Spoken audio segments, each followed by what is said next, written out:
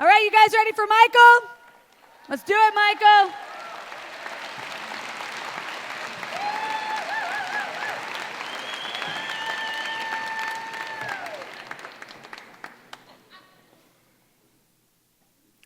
I was eager to get back to the hospital where Kelly, the woman to whom I married, was fighting the mother of all infections.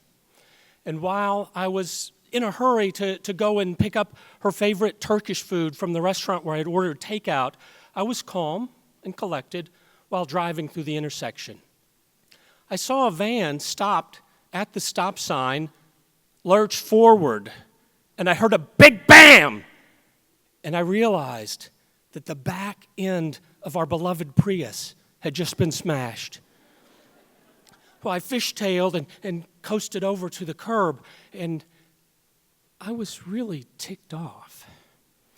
Forgetting for a moment that we live in Texas, where you can legally carry guns, I jumped out of the car and said, "What's wrong with you? You had a stop sign." The driver of the van looked at me and said, "I did stop." I was confused for a moment. "But you hit me."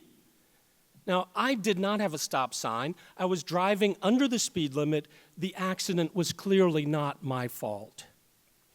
Now, no one was badly injured, but my mind was all in a rush. Everything was going really fast. I called 911. I went over to the car, got my insurance information, went over to the van that was now parked along a grassy curb, and we exchanged information.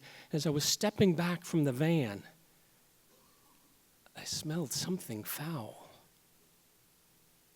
My day was not going well. Wife in the hospital, car accident, and I had just stepped in dog poop. Now, my initial reaction to the driver of the van was to be suspicious, to be on guard. She's my opponent. Don't say anything that might look suspicious in any way or might admit guilt. Aha! Her insurance card was 3 weeks out of date. That must prove something.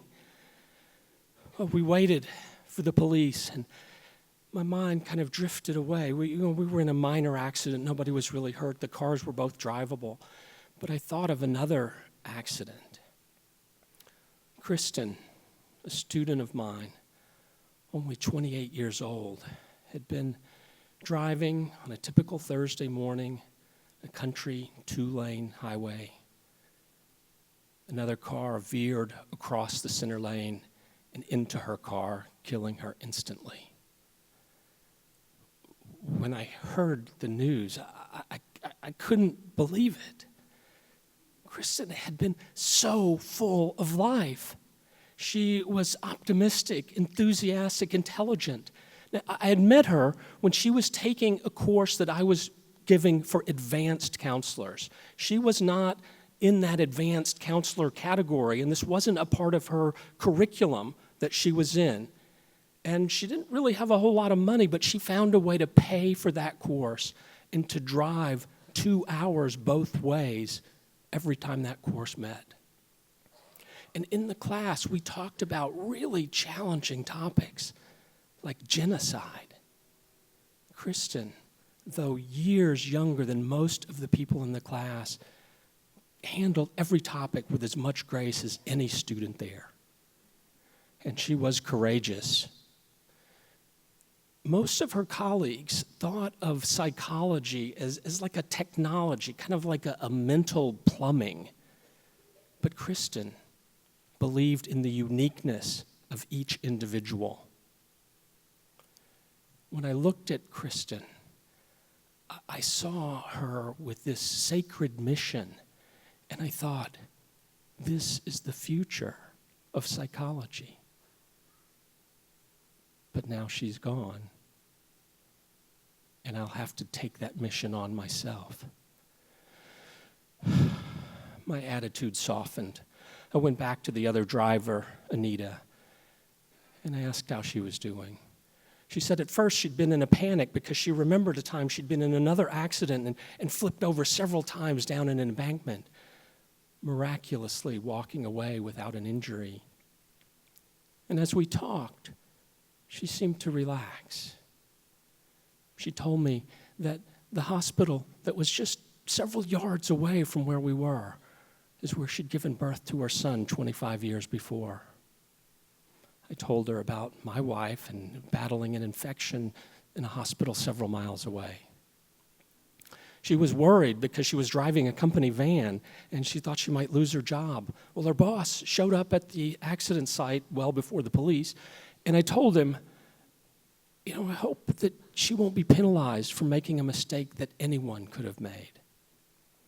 Now, I'm not really religious, but I could tell that Anita was, and I told her, I don't know why God brought us together today, and I wish it had been under different circumstances, but I'm glad to have met you. I learned a lot that day. First of all, connect with other human beings. Second, no matter what it is, anger, anxiety, pain, it will ease with time.